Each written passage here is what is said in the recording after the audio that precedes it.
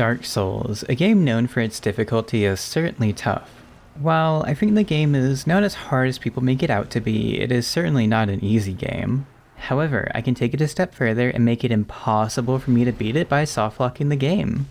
A softlock is when a game is in a state where it remains playable, but it's impossible to progress. Some games, this may be due to an oversight by the developer, or if you're just really bad at survival horror games. I won't be focusing on that today, but instead glitches that make Dark Souls unplayable. The first of these softlocks uses an interesting glitch and something I did not know you can do, but it makes sense. That glitch is getting negative humanity, and it is really easy to do on both versions of the game. This was discovered by Mole, and we will be abusing Quelaag's menu to achieve negative humanity. When you enter her covenant, you are given a spell before the menu pops back up after interacting with a notification. While having the spell on screen, you can move around and rest at the bonfire. At the bonfire, you can then reverse hollowing while the spell is still up. From there, you want to interact with the spell menu to bring back up Quelaag's menu while you are reversing hollowing. This allows you to offer a humanity to Quelaag, meaning 2 sources are taking away a humanity, which is more than we have. You don't have to be insanely quick with it, but timing can matter from my testing. Here is the end of getting negative humanity, but there's a little more we can do from right here. With the bonfire menu up, after getting negative humanity, you can move down to kindle the bonfire. Then you want to kindle at around the same time as the Covenant Allegiance Deepen message appears. Too early or too late and it won't work for my testing. When it is timed right, the menus will close like it does here and you will be sitting down. You cannot open the menu, move around, or get up. All that can be done is moving the camera, but it's an easy fix. Restarting the game will remove you from this state, but you'll still have negative humanity, which can be used for other softlocks. In fact, you can't use items with negative humanity, which means you can't remove it by just popping humanity. Also, you can't cast spells in this state, so you can't use those to teleport. One of the ways to remove this state is to die, resetting your humanity back to 0. With all these restrictions, all you need to do is find a place out of bounds where you cannot die. There's probably other places, but I'm going to be showing one discovered by 2Red, I believe. At the end of the bridge, in the Chasm of the Abyss, you can jump to the left here, landing out of bounds. From here, walking down the side of the edge, you will slip off to the chasm below. Down here, you can't jump anywhere to take damage, so you are stuck here unable to get out. The negative humanity won't let me teleport with items or spells, making the save softlocked, unable to get out. There is another softlock in the DLC for us to do, also involving negative humanity. I have already been over getting that, so let me cover death cams. If you know about Sin's Gate Skip, then you are already there, but for those who don't, let me go over it quickly. In Dark Souls, there are 2 planes you could hit when falling. One of them is the kill box, which will kill the player when you pass through it. There can also be another plane called the death cam. When you hit it, the game will go top down to give you a cinematic death to the hardest boss, Gravity. What we are wanting to do is achieve that death cam without hitting a kill box. There are all different ways to achieve this depending on where you are. And the DLC one is fun. In the area before the chained prisoner, there's a broken piece of wall I want to get on.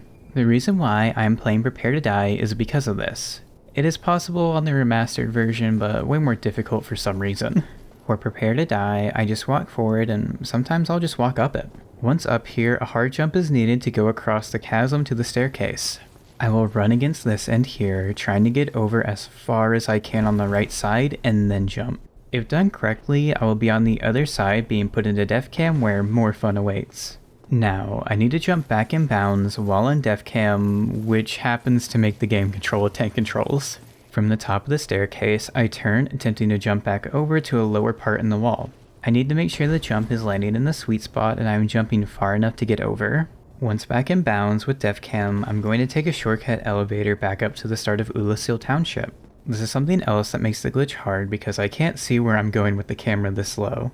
With how easy it is to fall off the edge to your death in this place, I need to know how to navigate and understand where I am. First, and most scary part, is this part where I have to cross a short narrow walkway. A hallway down below is blocking vision, so I want to move forward but not too far forward. Once I can start to see, I know where the walkway is right here.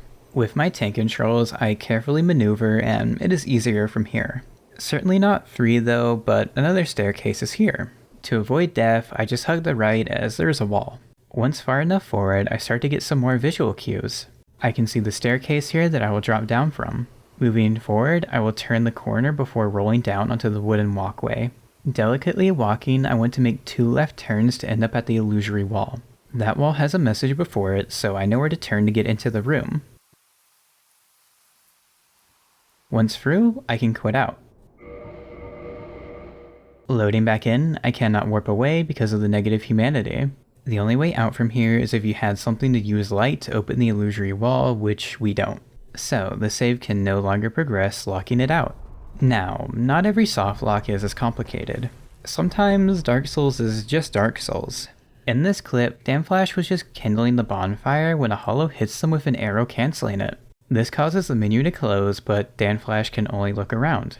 Having this happen an hour into a hundo run is not the best, but restarting the game will fix it. Could have been worse, like getting softlocked in the Great Hollow 2 hours and 40 minutes into a hundo run.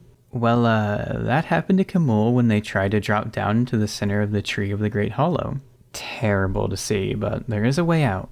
You just need to not jump, which will truly softlock you. As long as you don't do that, you should have the ability to dark sign out, but what if you don't listen? Well, you start floating in the air and won't be able to use items. Quitting out results in you no longer floating, but you still can't use items. In fact, you can't jump or roll, making this save softlocked as far as I'm aware. Let's go over another glitch where Dark Souls is just doing its janky thing, the Priscilla Moan glitch. One-shotting Priscilla with Dark Bead. I believe it needs to be Dark Bead, something with the multiple projectiles. Well, if you do that and get unlucky, Priscilla will die, but not fully. She starts to repeat her death dialogue, so you hear, which sounds like moans, hence the name. This causes some flags not to be checked, so walking over to the exit will not trigger the cutscene. And a fun thing about the painted world is you are unable to warp away with the Lord Vessel. With no way out, you are stuck becoming a kind inhabitant of the peaceful painted world. Now, how about an Asylum Cell softlock? Unfortunately, this is only on the Prepare to Die version and in New Game Plus because you will need some things. First is 2 spells, Homeward and Fireball. Then something to cast those, so a Talisman and a Pyromancy Flame. With these items, a spell swap can be performed after picking up the key, which the method I will use I believe was discovered by TSU. And it turns out I'm really good at it in Prepare to Die. I remember struggling with it in the remastered version. Maybe I should do a Prepare to Die run at some point. Oh, the glitch, yeah. By spell swapping from Fireball to Homeward, you can cast Homeward with Fireball's animation. This is done by casting Fireball in the left hand and swapping the spell to Homeward at the same time. Immediately after that, in the next frame, you then cast Homeward. When done correctly, the Fireball animation plays, but the effects and spell used is Homeward. Why this matters is because before the teleport happens, the animation of Fireball allows us to interact with something. Typically you see this used to run warp in the any % speedrun by interacting with a bonfire.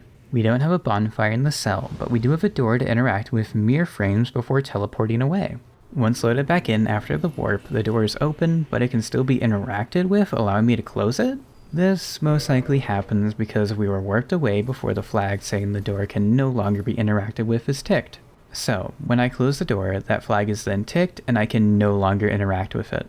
Something I mentioned earlier was run warping, and that won't help here. When you run warp, you are brought to the default failsafe location in the area, which is this cell. With no way to get past this door, my save is softlock in the very start of the game.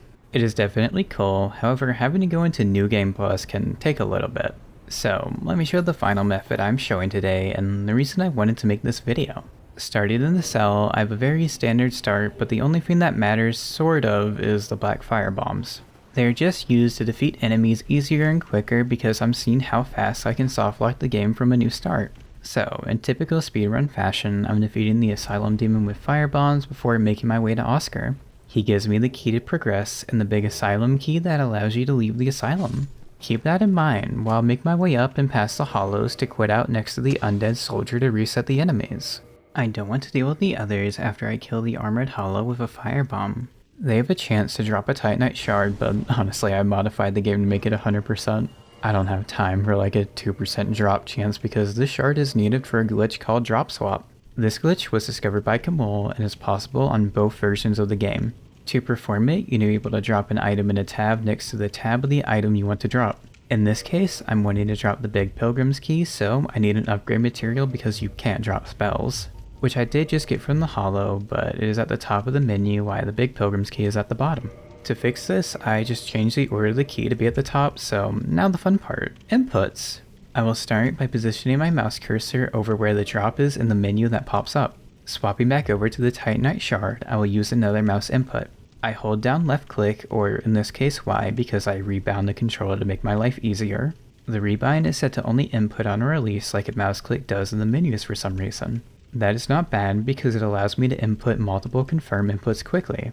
I will switch tabs to the key items, release the mouse input on the next frame, and press A. When this is done fast enough, the game does not update quick enough to say, hey, you can't drop that item. Once the key to leave the asylum is on the ground, I will quit out, destroying the item mostly. Okay, so Illusory Wall has a dedicated video over this, but the Firelink chest will spawn key items if they are missed in some way. The Big Pilgrim's Key is certainly one of those, and yes, it does appear in the chest after I drop it, which is cool. Just have to get to Firelink to get it to help me get unstuck. Oh yeah, the door is closed, but some of you are asking, is there not a way to get out anyways? Well, all the ways I can think of require the fog gate for the boss, which is gone. Ron warping certainly won't help because like I said earlier, it will just put me in the starting cell. There's also no enemy with a grab attack to cancel, hopefully putting you on the other side of the door with a fling. Honestly, I can't think of any way to get out, so my save is soft-locked in the asylum. Now, let's see how long it took me to ruin the save. And I did make sure when I quit out after dropping the key to check the time the save says, which is 2 minutes 11 seconds in-game time, and for real-time attack, it is around 2 minutes and 23 seconds. Breaking the game in only 3 minutes is cool to me.